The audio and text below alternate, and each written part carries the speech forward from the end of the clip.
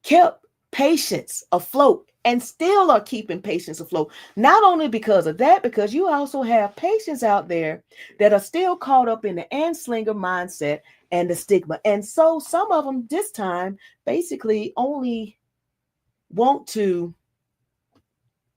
deal with, they can only stomach the fact of saying, hey, I'm getting CBD because THC is taboo. They worried about the intoxicating factor of THC. So here we go. All right. So during this particular time, the CBD stores, retailers, they kept us afloat. All right, cool. So, but now here we are now.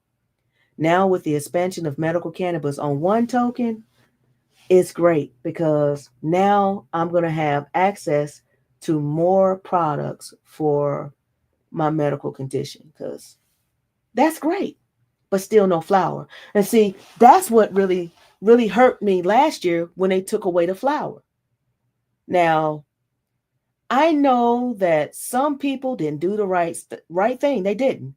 A lot of them sprayed the hemp and all that other stuff just to make it the higher dosage of THC, that kind of thing. They want to have the highest levels of THC to make this product. But there were some there were some great products out there because I was cautious of the different places where I purchased my products from. But when we got those products, it made a big difference because I felt like I actually had a product that I could say, hey, I felt comfortable with because it wasn't like I'm buying it off the street because it was a fear of it being contaminated with something. Still not really fully trusting the stores, but it made me feel a little bit better. But anyway, let me go ahead and move on with this. All right. So back to that SB 494. When they passed that bill in the wee hours, because it seems like they do the same thing every time there's a major cannabis or hemp bill in the session. It seems like they wait until sign or die to sign or die. That's the last day of legislation session, unless there's a special session to come about here in Georgia. And so sign or die. What they did, they presented a bill at first, SB 494. It didn't pass because this particular bill had a lot of this same language that's in SB 254 presented. Now, this particular bill is very familiar to us because it was some of the language that was trying to be added to HB 1322 last year. That's the bill that was tabled. That's one of the bills that we were actually pretty much directly working with, trying to get it stopped. There were other bills and stuff like that. We just didn't have enough on our team so that we could cover all of the bills. So, but this is the same language that they presented in the wee hours. So, what we did was, that's why I said this is why this looked familiar. Okay, I'm back on task now. So, let us go down to the fact what's going on with 254. Now, no, I was talking about SB 494. Okay. So last year, there was a big confusion because I doubted myself a little bit because I'm like, wait a minute. I know this bill is bad.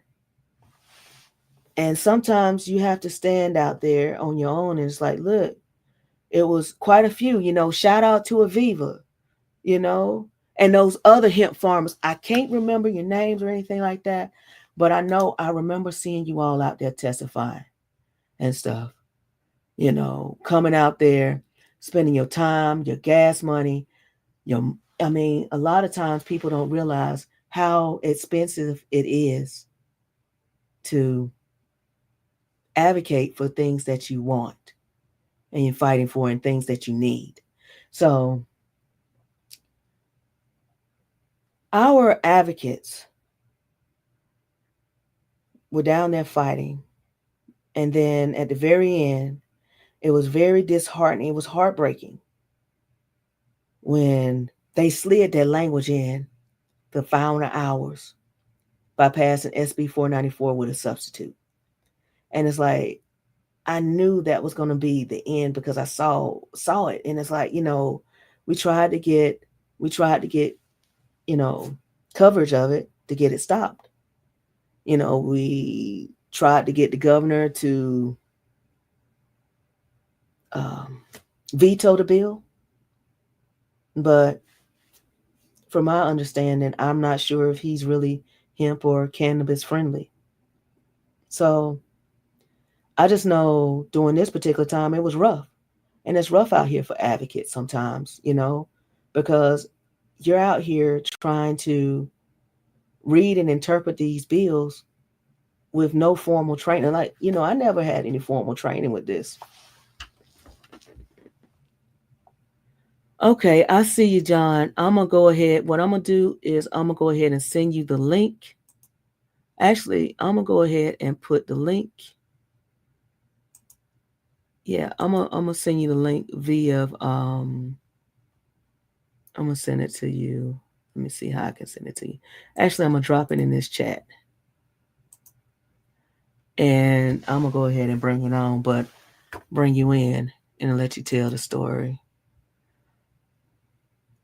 And like I say, this is a first time for me actually doing this like this, because we definitely need to hear stories, like this, that will let people know. Hold on, let me see something. I had an error right here. So yeah, you should be able to share the stream and stuff share it to your social media whenever you get ready to join in. But while you're doing that, this is I'm gonna tell you, a lot of times things are confusing because you have some people out here that want to keep people incarcerated because of this plan. And I'm gonna play this video right here, and this could be one reason why too that SB 494 passed. SB 494 passed because it took away the one thing that has been costing the court system quite a bit, because the police couldn't determine whether or not if it was legal hemp or whether if it was cannabis. Just saying. They couldn't determine because it all smells the same because it's the same plant. And so this could be one of the reasons, because I know right here in Georgia, they actually have, it's free labor here in Georgia. I mean, I talked about this on one of my videos. Just basically, you got inmates, nonviolent offenders, taking care of government facilities. So check this out. Place out there. I don't want state prisoners, okay? They are a necessary evil to keep the doors open, that we keep a few or keep some out there. And that's the ones that you can work. That's the ones that can pick up trash, the work release programs. But guess what? Those are the ones that they're releasing. In addition to the bad ones, and I call these bad, in addition to them, they're releasing some good ones that we use every day to wash cars, to change oil in our cars, to cook in the kitchen, to do all that where we save money.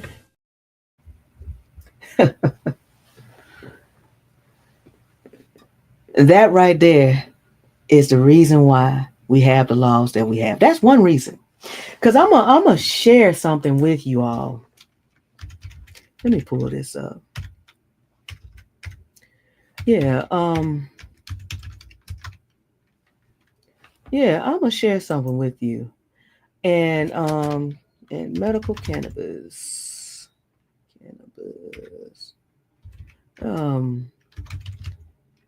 But while we do, let's go ahead and watch one reason why a lot of people may have been confused while I pull this particular piece up here. I'm gonna play this little short video right here from last year, from a news excerpt from right after the bill passed, because I think, oh my God, that was like a sad day for me. And I didn't have anything financial to gain from this, because all I knew was I had access to smokable flower so that I can help my condition. And I'm gonna tell you, I didn't feel so scared when that was available, but I was brokenhearted because I knew I didn't want to go back to the days of not having the freedom to go out with my smokable hemp because it was legal. Feel comfortable to smoke it, to carry it with me, But here's what happened right after the bill passed. Here we go. Products. Joe Salome sells Delta 8 gummies, drinks, pills, you name it, he's got it. In our state, our judges said last year that all of them are legal, and now our governor signed a bill to put regulations. I mean, we are ecstatic. He worked on the bill. He feels that regulating the hemp industry can get rid of bad actors. His stores already have a 21 and up policy, and their products have QR codes, which can tell you what is in each product and the results. There are going to be some products that we can no longer sell. Foods and edibles, except for gummies, no longer smokables, and that's a huge thing. Smokable flower being taken away is going to make the black market really hot the next year or so. The Georgia Medical Cannabis Society says the law casts a long shadow of operational and financial strain on smaller businesses. Like I said, one thing I can tell you is that's not a good thing. I was trying to pull it up, and it something is going on. Let me see. Did they change their website? It's just telling me. I think my computer's just slow. But see, that's one reason why a lot of people were confused last year. I was confused because I was like second guessing myself. But I'm just like, wait a minute. But now that was a bad bill. And it makes you think, like, you go through everything and you're wondering. What you're wondering is, how is it that they was able to have all these bad hemp bills and nobody said anything during that particular time? We warned you. I remember seeing a Viva warning about the stuff. I if I missed some of you all who was out there, oh yeah, we got Jennifer. We had Jennifer Hemp, Franny's Farm. Yes, Franny's Farm. Yes, I remember you all. Yes, a lot of you all started speaking out after y'all became aware of it and what it would do to your businesses, and then you have some companies that had to leave and go out of state. They had to leave the state of Georgia to keep their businesses going. And so this is right here. This is what we're dealing with right here. It's that.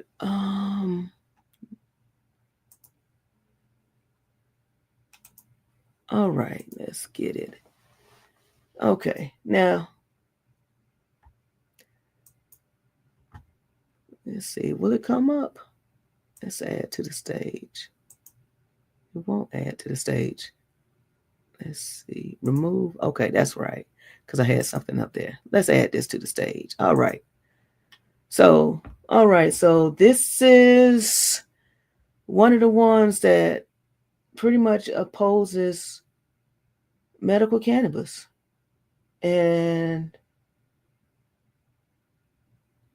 they oppose it for social, recreational, and industrial purposes, okay? They oppose the cultivation of marijuana for all purposes. So my question is, how the hell are you supposed to make low-dose THC oil? Okay, so they support the use of chemicals derived from cannabis for medical use for certain well-defined serious conditions, health conditions. Okay. So right here, it seems like they may right here on their site. So do they support hemp-derived cannabinoids? That's what I'm saying. It said chemical derived from cannabis for medical use for certain conditions. So right here, it seems to me that they may support hemp. I don't know. I mean, hemp, it says it right here because hemp is cannabis, but I'm not going to say it. But like I said, and here we go right here. They oppose medical delivery or application of chemicals derived from cannabis plants through smoking. Why is that? So you're telling me you don't want me to have instant relief? They oppose legislative proposals where appropriate controls and social and security measures do not exist and where strict civil and criminal penalties are absent. Okay, so now let's see. All right. Now, okay, yeah, I'm back. All right. So with the Sheriff's Association doing that, I'm not sure why they oppose, but I don't know. This might have something to do with it. Place out there. I don't want state prisoners, okay? They are a necessary evil to keep the doors open, that we keep a few or keep some out there. And that's the ones that you can work. That's the ones that can pick up trash, the work release programs. But guess what? Those are the ones that they're releasing. In addition to the bad ones, and I call these bad, in addition to them, they're releasing some good ones that we use every day to wash cars, to change oil in our cars, to cook in the kitchen, to do all that where we save money. All right, yeah, we're going to go ahead and finish up with this SB 254 because it is getting late. It's about time to go to bed. You know what I mean? It's been time for me. All right, so SB 254, that's a bad bill. Okay, that's a bad bill. All right, so we're going to go ahead and go to the next one. So we're going to do SB 33. Let me find SB 33. But SB 33 basically is just like taking away everything. That one right there, I was thinking that was going to be like a rider bill. So that caps THC in hemp-derived products, threatening consumers' choice and business viability. So that is a terrible, terrible bill. Then we have HB 265, which I don't believe made it past crossover. However, doesn't mean that the language won't be on a rider. Then we have, let's see. Yes, SB 79. Now, while targeting fentanyl, I can't even say that right. Fentanyl. Well, anyway, fentanyl. Yeah, and that includes marijuana in the language. So I'm just like, I understand that cannabis, marijuana, is considered in the Controlled Substance Act as a Schedule 1. However, it's also medical because of it being, it's also a law here to where you can go ahead and obtain low dose THC oil, which is derived from cannabis. Then you also have other states that has a full medical cannabis program. So that's another thing right there. So basically, it's already been, people, I guess it's already been found to have medical properties.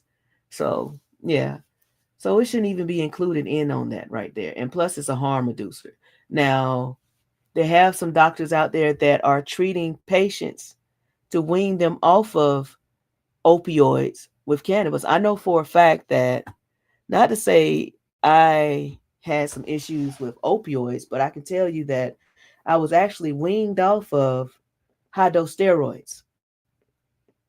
And when I was weaning off of high dose steroids, I was able to do it through cannabis alone. So let's go ahead and keep going with this one right here. Okay, SB 220. Let's go. All right. So let's see. I'm going down my list now because I'm just like, oh, it's almost, yeah, it's 10:32 and it's almost, I've been on here almost an hour. So, and the pain's starting to kick in. So I know I'm about to come off of here real soon. But yeah. All I know is that SB 33, SB 254, HB 265, those are the hemp industry killers. These laws would destroy hemp and CBD retailers. Not everyone can afford a medical cannabis card. I say that all the time. I say the fact that medical cannabis and hemp can coexist at the same damn time. Hemp stores have been providing relief for years, and now they're under attack. So if you know any CBD store out there that you pass by and you frequent or whatever, what I want you all to do is to stop by there, because I'm gonna tell you that's what happened a lot of times last year. And the people that we come in contact, they got caught off guard because they didn't know. And I know that we can't cover all over the state, but I would go ahead and just say, hey, look, stop by a CBD store. Say, hey, did you hear about what's going on up under the Gold Dome? You got some bills that's going to possibly shut down your business. Go to these people right here. Go to this particular way. Go to Georgia Medical Cannabis website. Go to Peachtree Normal. Go to the hemp. I can't even think of it right now because it's late at night. Okay.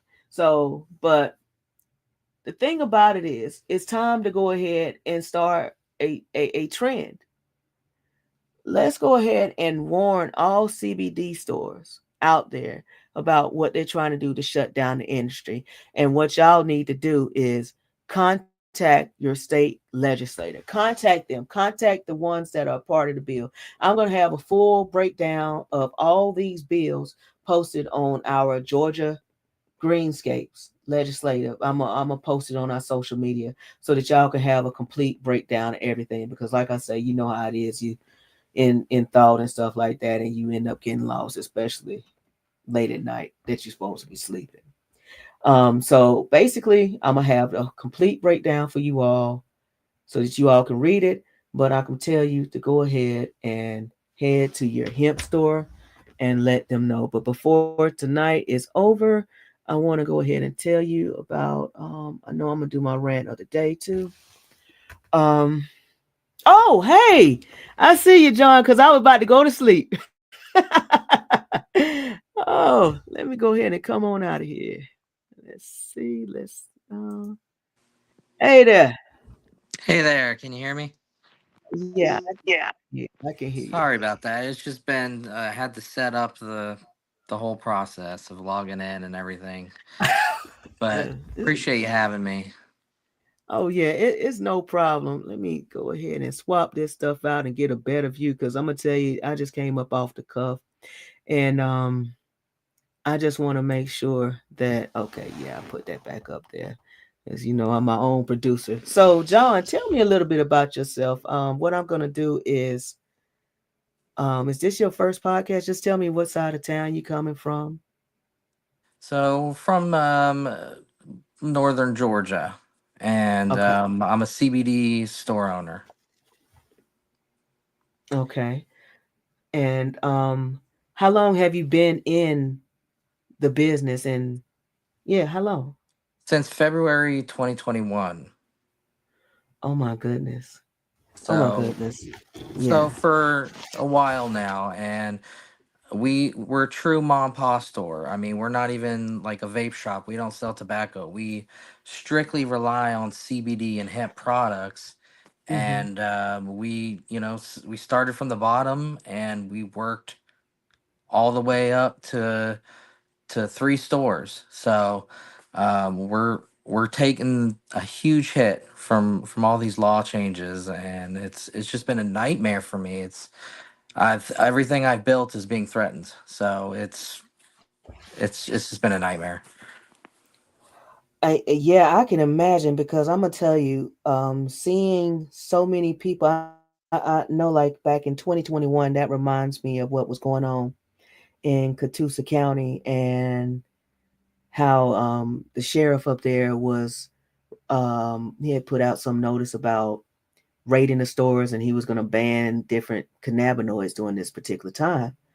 And I Yeah. know that we had went up there. Were you part of that? Were you there too? Not that. Okay. No. Well, No. but yeah, now that you invested your life savings and when you probably started to start flourishing, when did you find out that you were no longer able to sell flower? What day was it? Before legislation or after it passed? It was it was not long before it passed, so I really didn't have much time. I didn't really have much of a heads up. This kind of just blindsided me, and starting back in 2021, we're still learning the market and what everyone likes, and wow, I mean, by the end of it, flour was over 50% of our sales. And these Yeah. are, like I said, we're a nice CBD store where you walk in and it's nice and you feel comfortable walking in.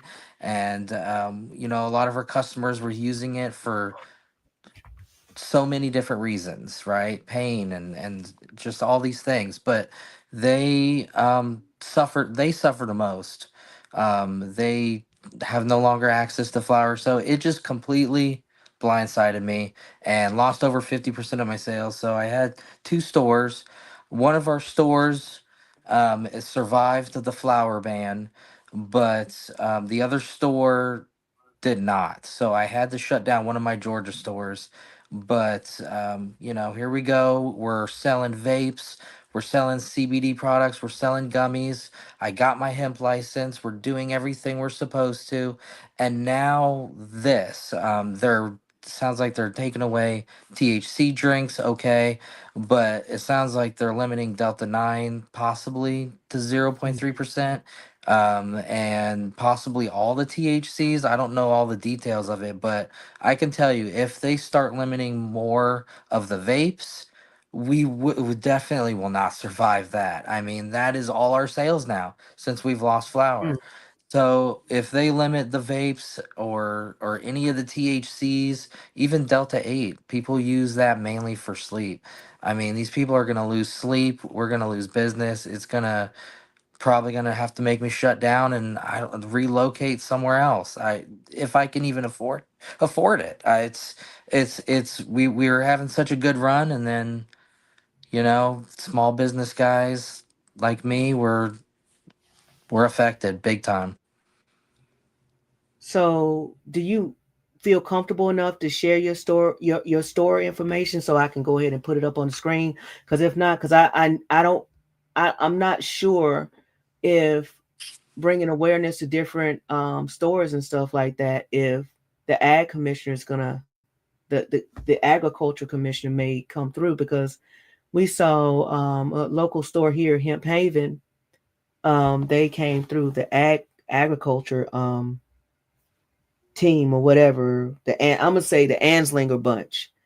They rated. I'm not gonna say rated. They actually did an audit. So I'm not sure the outcome. I'm gonna go back and visit it and stuff like that, but to find out what happened. But if Mm. you don't mind sharing, I mean, I'll share it so that people can come and purchase some products from you. That's if you like, because you know. Do you want to wait? I'm not gonna pressure you, No, but yeah, that's you go okay. ahead I'd like to hear more about that. about your store. Well, about what you're saying, I mean, I'll take anything I can get. I mean, we're suffering. I mean, we're especially if this stuff goes through even further to limit what we got. I mean, it's Okay. bad news. Okay, what we can do is I know right now. If you can go ahead and you see the private chat over there. You see where the private chat is on the side of your board over there. Yes. Um, okay, right here. Put your email address in here. Your email address and your phone number. Well, you don't have to put your phone. You can put your email address and your name, and then what I can do, I'm going to forward that over to um, the coalition that's working right now to try to um, get rid of, yeah, to squash these bills. You Yeah. know, Yeah. they're trying to, yeah. Wait a minute, that one passed. Okay, hold up, and also, let me see, USA hemp revival. Here's another resource that you can go ahead and survive. Let's see, Georgia hemp. I'm trying to find Aviva's website. Are you familiar with Aviva Vuvuzela? I'm not. She has the Georgia hemp revival. Well, I know that she keeps up with a lot of the bills. Let me see. I'm trying to see. Okay, yeah, Georgia Hero. I'm trying to find the link now so that you can sign up for her newsletter, and you'll Yeah, be that able to. She'll give you the breakdown and stuff. Gotcha. All got. Yeah, right. I just What sent the I'm. email for you. Yeah, but yeah, I appreciate you sharing your story. If you want to share more, you can. I'm just trying to make sure that. Let me go to her page. Make sure you join. I'm trying to go to it now. Apologize for this. Hemp revival. USA hemp revival. USA hemp revival.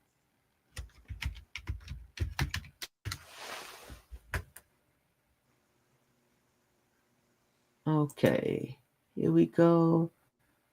And let's find the about.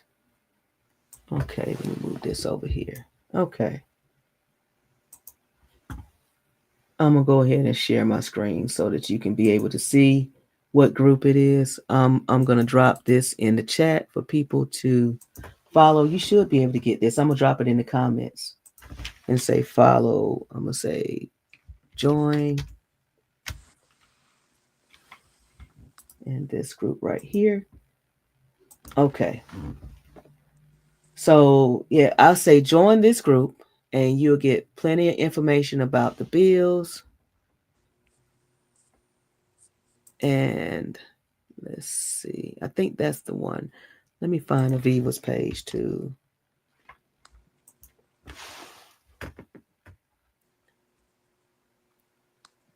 Cause I know she's probably not watching right now. Let's see. Actually, yeah.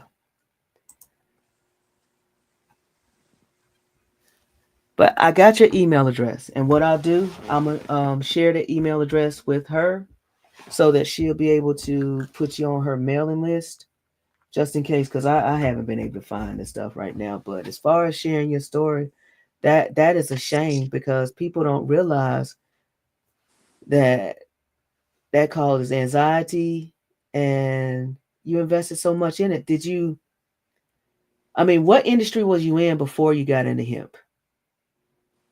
Soap. Nothing. Soap.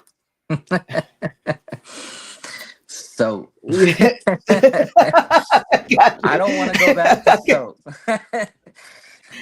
You know what? Now I'm gonna tell you, they actually have a wonderful hemp soap, Nice. and I'm telling you, we got some from one of our affiliates, ASA.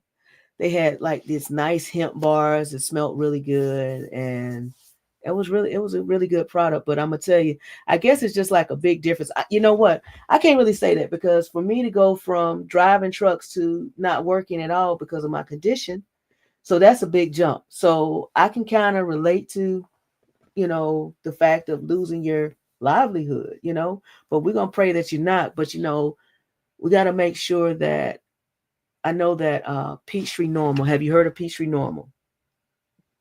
No. Okay, let me go ahead and put Peachtree Normal. I know that they are having meetings. I'm going to share your email address with them so that you can be a part of the meetings also. Um, let's see. I'm going to put this link in the chat. And also next week, are you going to be able to make it to, are you available on the 20th? March 20th, or do you have a representative that could come down on the 20th because they are having a cannabis advocacy day.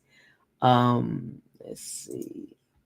It's I don't know if you've seen it on social media, but this is just one of them. It's called Out of the Trap.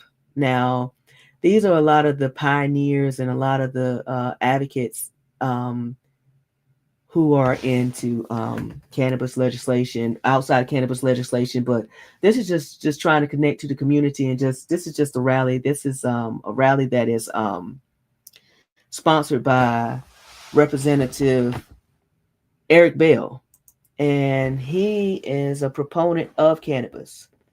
And this particular event. I don't know the full details of it, but I know um, I didn't know whether or not if Chris Brown was going to be able to join us tonight so that he can go into further, or Rep Bell would be able to. But I know it's late. So, but anyway, if you're able to come out, we do have some other advocacy days coming up too. So, but that's a long ride. But I'm gonna send you some information, some sample letters, and also a guide of what to do next. So I'm gonna make sure I get that to you at least by noon tomorrow. I got your email address. You're gonna get some information so that That's great. We either you gotta, can call or the yeah, letters or and also suggest even if are you familiar with like Google Forms, how to make a Google form or anything like that? Or so if sure. you're able to make a Google form and like create a or even a jot form, if you do a jot form, create a QR code, put it in your store, and those who frequent your store can help save your store. You know what I mean? And they Yeah, could just write letters too. And so, and when we talk further, we can talk further. I got your email.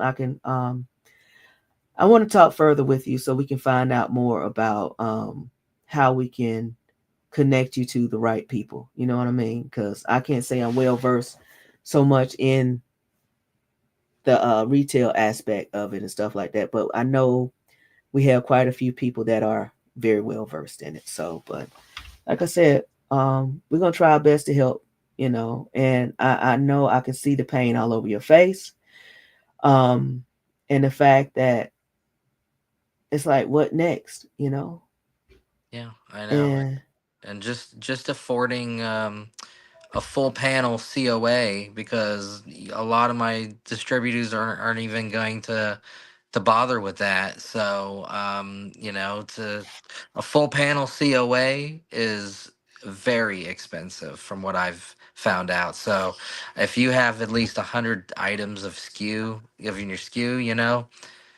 I mean, you're looking at $30,000 just to follow the COA rule. So it's pretty crazy. oh my God, I hadn't even heard about that. So basically, so I think we only have like one state certified lab, or are you able to send it to other labs? Because I know they have the one down there in Macon. Is that the one that you're sending it to? I know Okay, of because I didn't know. yeah. I think there's if I can find it real quick. I did speak to a few. I know at least one. Okay. But I thought there was more than one by now. I could be Because I wrong. know of another one. Brightbox. I know Brightbox has one, and I think they're located in Dalton. I don't know if it's a state. I don't know if they're state certified or not, but I know they have one up there. But like I say, I am so sorry, and it's like nobody Yeah. really knows like the $30,000, and it's like a full panel. I'm just Yeah, full panel COA. They want every little detail on the COAs, and they're gonna come in. They're gonna run. They're gonna scan their QR codes on your product, and they're gonna double check. They're gonna inspect for these things. wow. So Farm basically, labs. Farm Labs was the one I spoke with, and I think they were Okay. doing it. They were doing a special for like new customers, but full panel COAs, to my knowledge, is very expensive to do per SKU. You know. Wow. So that's something that we need to make sure that we address. So have you contacted the ag commissioner and stuff and let them know your hardship and stuff or I'm just a small guy. I don't know. Like, I'm just making it day okay. by day. I haven't been able to do many of the fight back that, I haven't been able to do much, but I'll do what I can now. I'm losing everything. Okay. I tell you what. I let me make sure that I'm gonna write this down over here so that I make sure that I remember this and to see um you said North Georgia. Are you west or west or east North Georgia? Which side? You 85 or 75 side? Northeast. Northeast. Yeah. Okay, gotcha. All right, cool. Um okay. I'm just trying to put some points together and to see if there's someone in that area that could possibly assist. Northeast Georgia. Okay. All right. So, but other than that, so you have a family. Do you have a family? You have kids or? Oh yeah, and I mean, like I said, we are true ma and pa, and we were back there homeschooling our kids while I was up front making CBD sales. So we're true ma and pa. So there's no way that you could possibly. And I know you shouldn't have to leave your home, that kind of thing. So I know that there are some possible loopholes, but I know there are some loopholes that are still there. And well, with the current law right now. So the ones that's you never know until they finally pass it, because I already know they might pull the same thing they did last year. So, but if you are able to, now I definitely want to talk further with you offline, just to see and just to make sure that we connect you with. I want to make sure that you at least get into the meetings because I think even if you don't interact, if you're there to listen, to know that people are actually going down there fighting for you at the Capitol and stuff. So if you're able to do that, I'm gonna make Yes. sure I do that. And Thank you. I'm gonna let you go unless you have some more things that you want to say because I mean you can share whatever you want. I mean I tell you what, I'm gonna bring you full screen. And if you want to come full screen, well, pull you full screen so you can just go ahead and let them know exactly what this has done to you and why they need to go ahead and shut down SB, vote no for SB 254 and SB 33, SB 79 with, just scratching out some of the language in that. But I think they may have added some cannabinoids or something. I don't know. It's crazy. So Yeah, yeah, you want to it's wipe out SB 254 and whatever. So I'm gonna go ahead and that's right. bring you forward. All right, so that we can make sure we have that. Here we go. There you go. Just let us know exactly. Let the audience know what you're going through. I'm I'm everything. My livelihood is being threatened, but it's yes, it is possible that I could lose my house and I could lose everything I worked for and go back to making soap again. But it's not really about me. It's really about all the customers. Everyone is going to lose access to all the products that they need.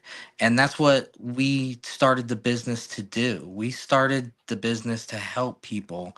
And people are going to lose that help. And I'm talking grandmas and grandpas that are going to lose sleep again. Their joint pain and so many problems that I hear day by day working this store myself as an owner. I see these people on a daily basis and I hear their stories, and it just it's going to break us all. Every Georgian is going to be affected by this. It's it's not just financial, it's just it's so much to it. And I don't know if they know all these stories, but hearing it day by day, it's just it's gonna be a disaster, and it is a disaster. And um again, I might lose everything because of this, and we just can't afford to keep our doors open. So I hope we can do something about this. And that's sad. And these are the stories that they have heard. And a lot of people came and they testified during those agriculture hearings last year. And they heard those stories, but it's like the law had already passed. Like now it's like, okay, that law passed and we're going to go ahead and continue to add more to it. It's like, okay, we're going to go ahead and still, drive the nail into you, Yeah, we So, already, it's like I'm all for, creating some laws to help control hemp, but just outright banning it is the opposite of helping. Um mhm. it's terrible things are I mean, it's just awful. And with that being said, they always use the excuse for the children, but they have legislation right now where they want to remove the labels, the identification of herbicides and pesticides. So that's crazy. So, but they care about the same people that are against cannabis and hemp, the same people. So it's the hypocrisy up under the gold dome. So, but like I say, man, I am so sorry, and hopefully I can make sure that we let your story be known when we do go there. You're one of the stories we're going to talk about when we do go testify. Um, you'll be able to know when the next hearing is going up, but you can also follow that on Legis. I'm going to put the link in there how to follow these bills too. Legislation. Like you can know when the hearings and stuff are and they're coming up. I'm gonna give you a complete breakdown of this stuff so that I'm gonna give you a guide to what you need to do. So be on the lookout for that. I'm gonna send that to you. There you go. All right. So, but yeah, we're gonna go ahead and let you go and just get that link. You can go ahead and follow that, and I'm gonna try my best to keep you updated.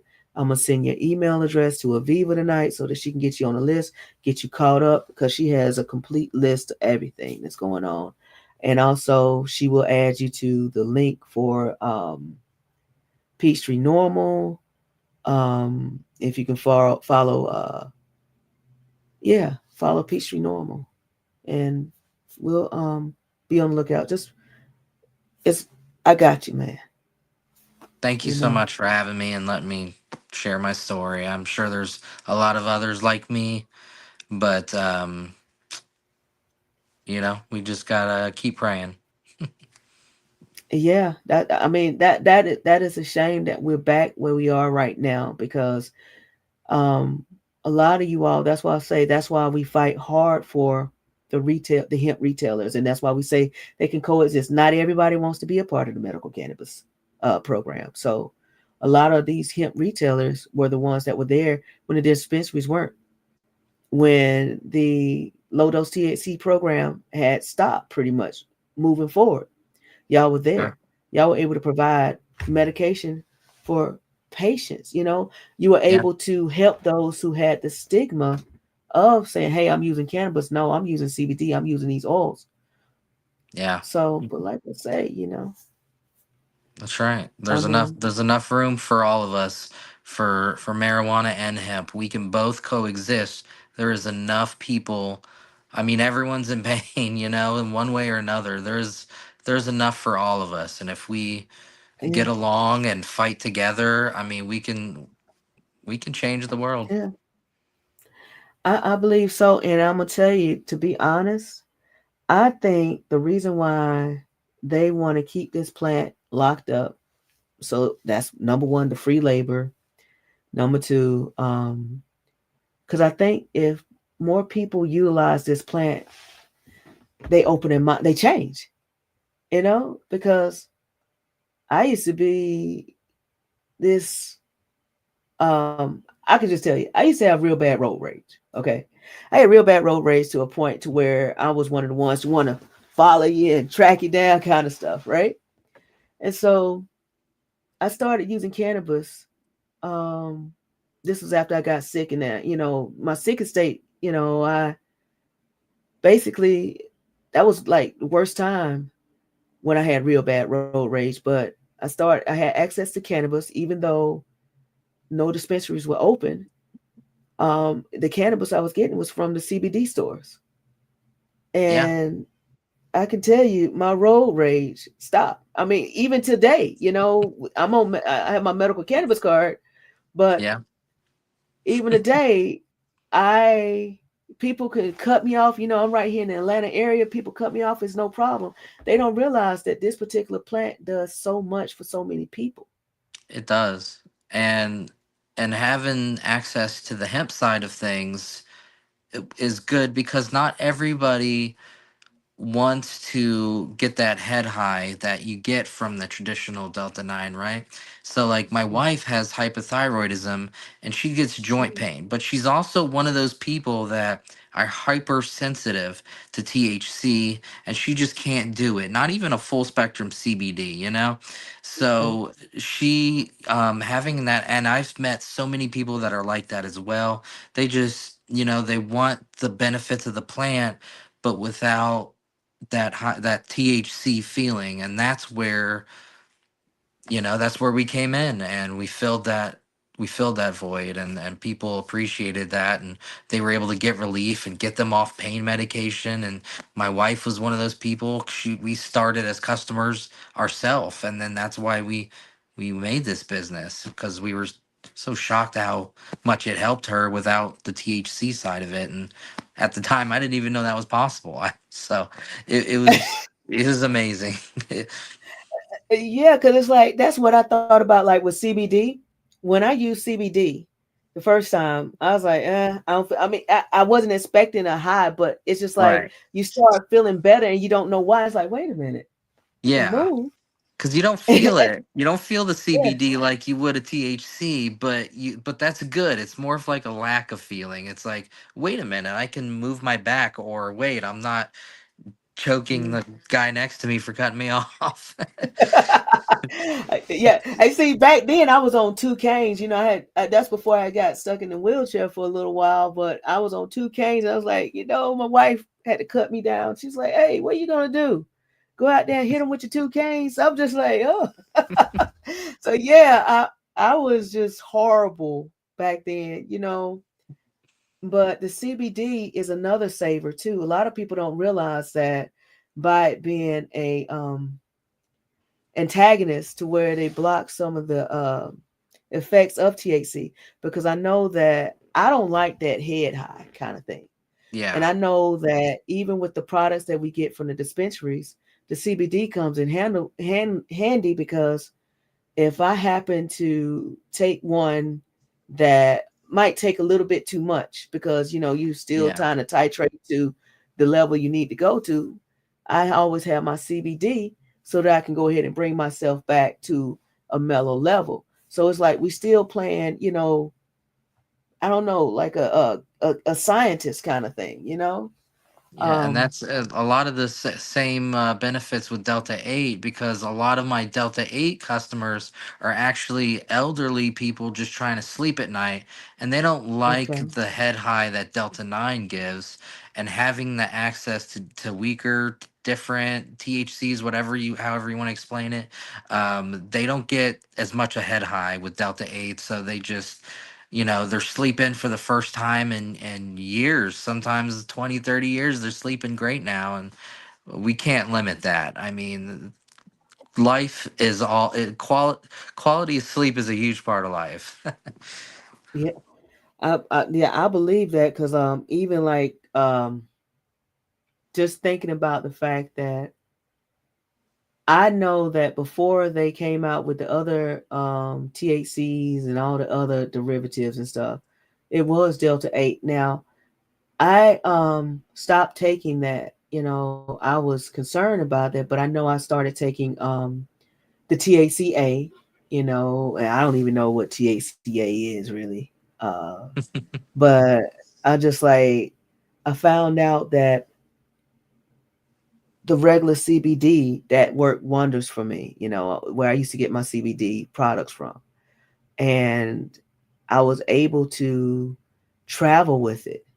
But then you get to the point now where the laws are different. So like in this one state, hemp derived THC, like over in Texas, it's legal. So basically it's legal over there. But then you coming back, you done bought your stuff there, and then you coming back to Georgia. It's like, wait a minute, it used to be legal here. So I guess technically you still can bring it because it's legal federally, and you didn't buy it in Georgia because it's a shame that basically your CBD, your THC products, or whatever you have, your people can still order those products in state. You know about that, right? Online. I've They heard back and forth. I've seen like some companies they're not selling any flower or THCA to Georgia residents, and then there's a few other companies that are shipping THCA flower to Georgia residents still, and I'm confused about it. I don't know what's the yeah. So technically, by law, like I said, yeah. Make sure you go check with your lawyer and stuff like that. But I know after talking with the council there, she said, yeah, they can still mail it in. So wait a minute, y'all can still mail it in. They can still order online, but they can't buy it at the store. So you're not gonna build Georgia's economy. Just so saying. it's the retail store owners that are suffering for that, and Yeah. you know, and not even to mention that the Food and Health Administration add their own laws on top of it. For example, in Florida, the to get a hemp license, they they basically slap their own rules on top of state so it basically Florida, to have a hemp license, you're not supposed to have THCA, but THCA is 100% legal in Florida, and almost everyone is selling it. Well, it turns out you're not supposed to. The hemp license in Florida um, prohibits you from selling THCA, and it's their own made up rules that they added. And if they come in and inspect you and see that you have THCA, they can take your license away. And if the county they won't let you be there without a license. In my case, it is.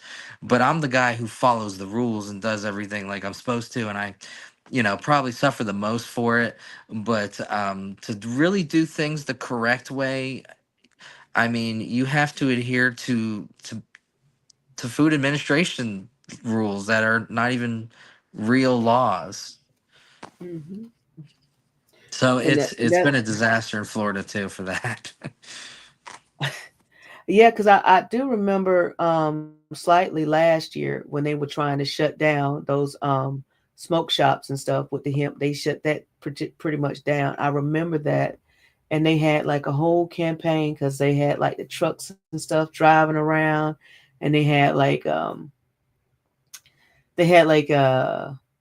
companies that were sponsoring those bills, and some of the same language that I've seen in those bills and stuff like that is here in Georgia.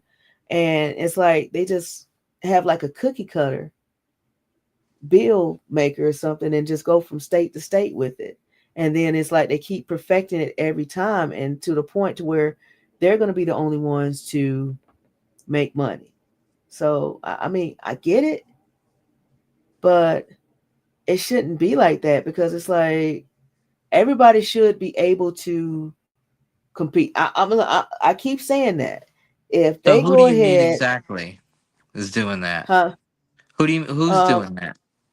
um, just the medical cannabis. I think it was like the medical cannabis company down there in Florida. It See, was a medical cannabis.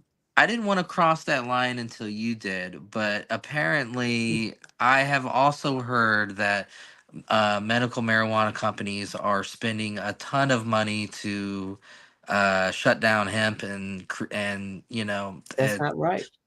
it's a disaster when we can all there's enough, like I Coexist. said, there's enough customers for all of us. People want marijuana still, but then there's people who don't want it, and they want weaker things like CBD and where they don't get the head high. So um you can't get that from a dispensary. So Yeah. Like I said, I get it. It's like I see both sides of the coin. You know what I mean? I'm for medical cannabis. I'm for hemp. And like I mhm, say, I mean, I believe they can coexist. Of course, I don't have a financial dog in the fight. I am a consumer. I am a patient that benefits from both ones, the way I can choose which one I want to go to. Now, that's yeah, why I said initially, if they could save the hemp industry here in Georgia and the medical cannabis industry, allow them to go ahead and coexist. It makes no sense. It's like, look, Georgia Medical Cannabis Commission, Georgia Agriculture Commission. Hey, look, there's going to be lawsuits. People going to end up spending money. It's going to get caught up in, in legalities. And so basically now we're just here costing money both for the state and also for the retailers, the farmers. They're not thinking about the farmers, you know, right. Yeah, because, they you know, invested your everything. The 2018 Farm Bill, all these farmers and businesses started up because of it. And now, after doing all this work, they're told otherwise. So, I mean, that yeah, can't be, that sucks. can't do that. That sucks. That's what I'm saying. That actually sucks, because people have spent their livelihood. That's just like, hey, look, you found that. I'm gonna go ahead and equate it to me driving trucks. All my life, I grew up wanting to drive trucks, and all of a sudden, it was taken away from me because of my health condition. You know what I mean? So it's like you look forward to having the freedom to do what you want and love, that kind of thing, and to have it taken away from you because of certain conditions. And that's what this is right here. This is a condition right here, the mindset of people being caught up in being greedy. I mean, Yeah. I can't really say too much, because it's like I never been a millionaire, and I guess I just never been that cutthroat to want to squash, or that competitive to not be confident in my product enough to say my product is good enough to compete with any of these other products. So why I, can't I? yeah. I think when people are given a choice between marijuana and hemp, a surprising amount of people will choose hemp. And I don't think any of the marijuana companies could have foreseen that until it actually happened. And I mean, I hear it day by day, all the time. Like almost every day, I hear people say they don't want marijuana, they want hemp. And of course, there's the people who love marijuana and they love the hemp.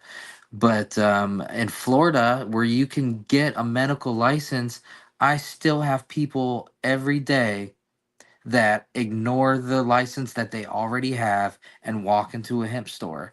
So I think when people have that choice, a lot of people are choosing hemp, and it's these people are on a different level than you and me. you know, they're business minded of somewhere that Yeah. I'll just never be able to comprehend. So I can't picture that squashing other people either. I could never really imagine doing that because Yeah. I'm in the business to help people, you know, that's the opposite of helping people. So it's almost like they're the actions of evil corporations. It's odd. It's not something they should have their hands on. It should Yeah. be good people, good farmers, good Americans that are getting their hands dirty, providing the product for the people, whether it be marijuana or CBD or hemp. I mean, Yeah. there is enough for everybody and everyone, you know, everyone wants it in one way or another.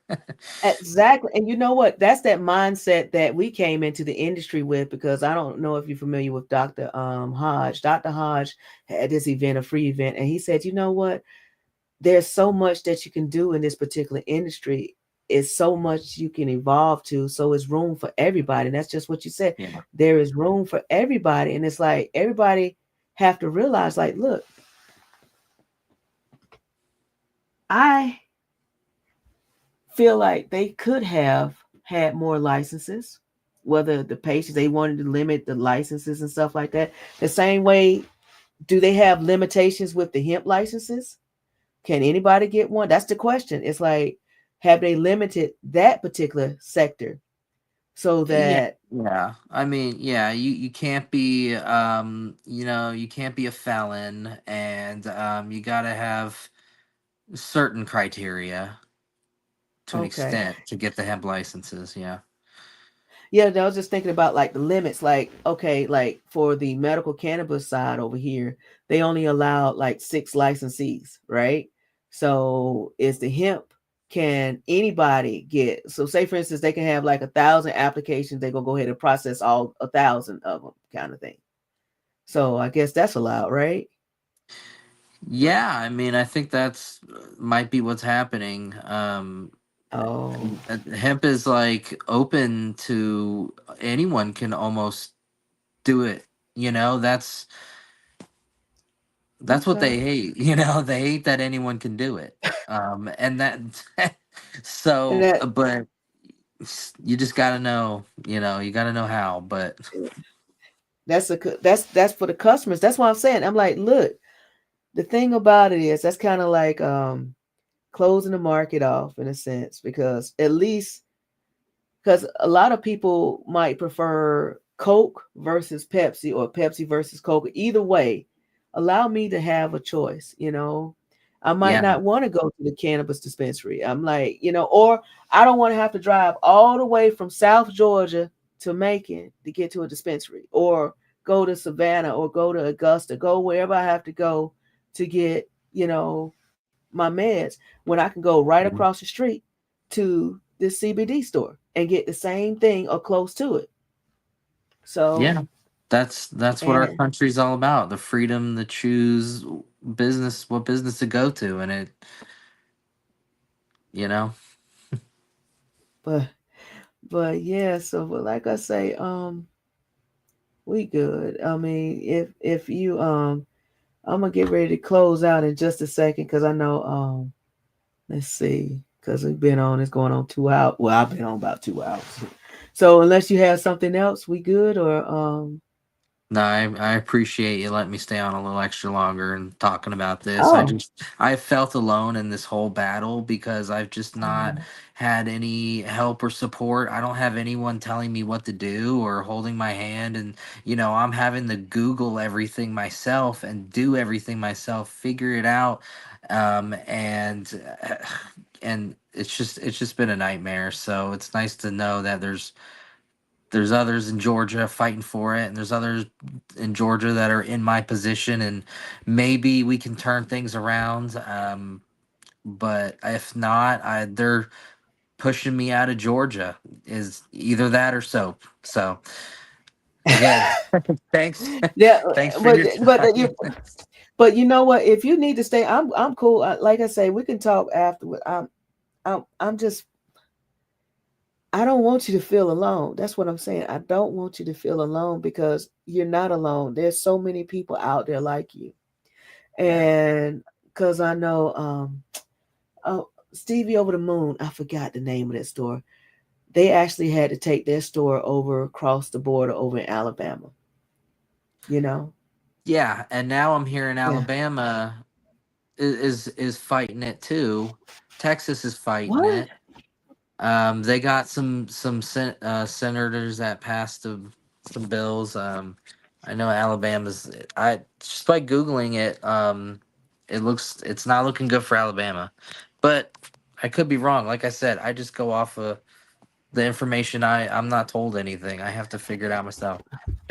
Well, like I said, I'm gonna give you some good connections so that you can at least follow what's going on with the legislation and make sure that you keep up with us. You can make sure you follow the Georgia Medical Cannabis Society, and then Peachtree Normal. Let's see, Aviva Vuvuzela.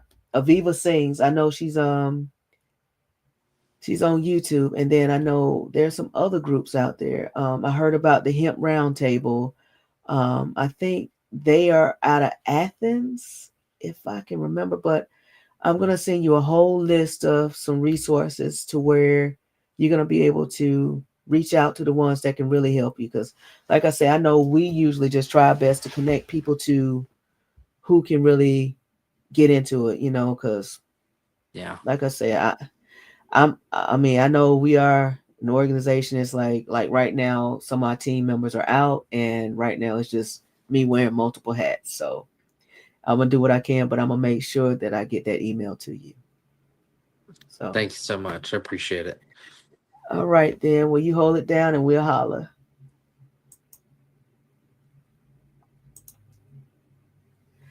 All right, y'all. We getting ready to go ahead and close this thing out, and I was gonna do my rant of the day, but I just want y'all to know that we got people out there that are losing everything because of this crazy hemp legislation. And if they take away all these particular cannabinoids, what are they going to do? Synthesize some other ones until they get the Frankenstein of cannabinoids.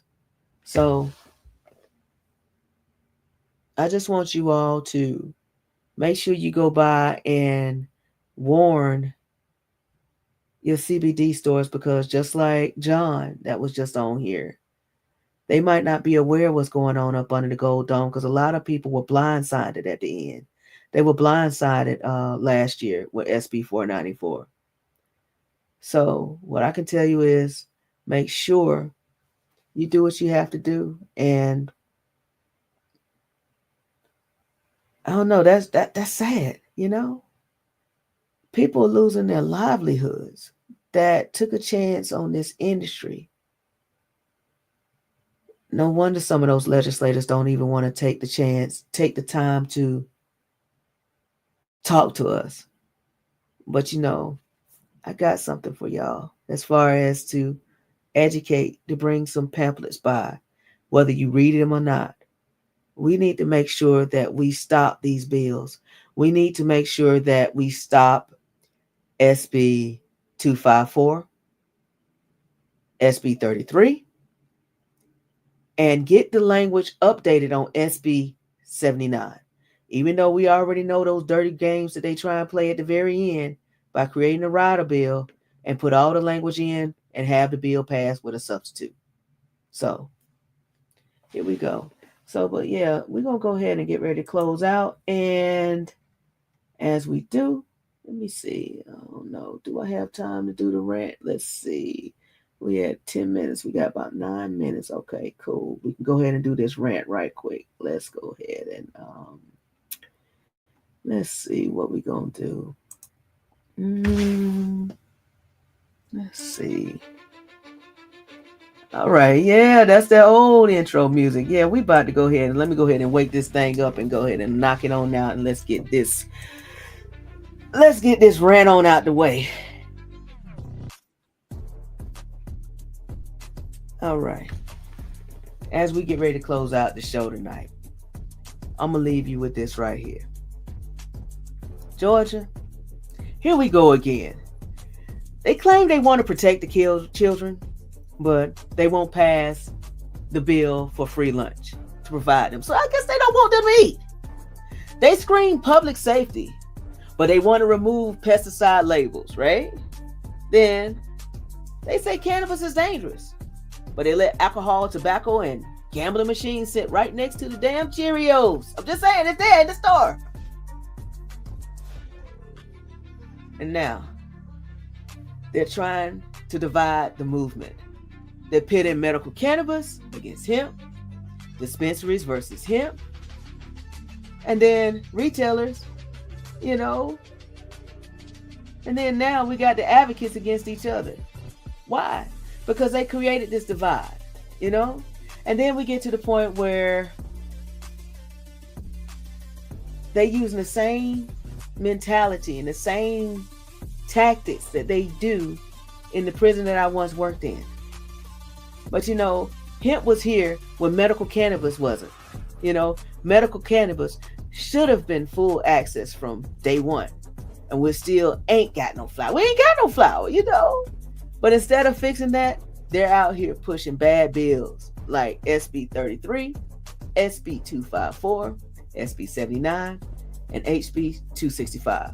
You know, they're trying to gut the hemp industry while still handcuffing medical cannabis patients. Enough of the politics. It's time to unify, apply pressure, and push back. Y'all, we in this fight together. The movement ain't over. Stay loud, stay active, stay dangerous. And with that, you know what? I'm going to go ahead and take this thing on out. And how we going to take this thing out? We're going to take this thing out with good old sheriff. And I know they say, what is actually good? Here we go. Place out there. I don't want state prisoners, okay? They are a necessary evil to keep the doors open, that we keep a few or keep some out there. And that's the ones that you can work. That's the ones that can pick up trash, the work release programs. But guess what? Those are the ones that they're releasing. In addition to the bad ones, and I call these bad, in addition to them, they're releasing some good ones that we use every day to wash cars, to change the oil in our cars, to cook in the kitchen, to do all that where we save money.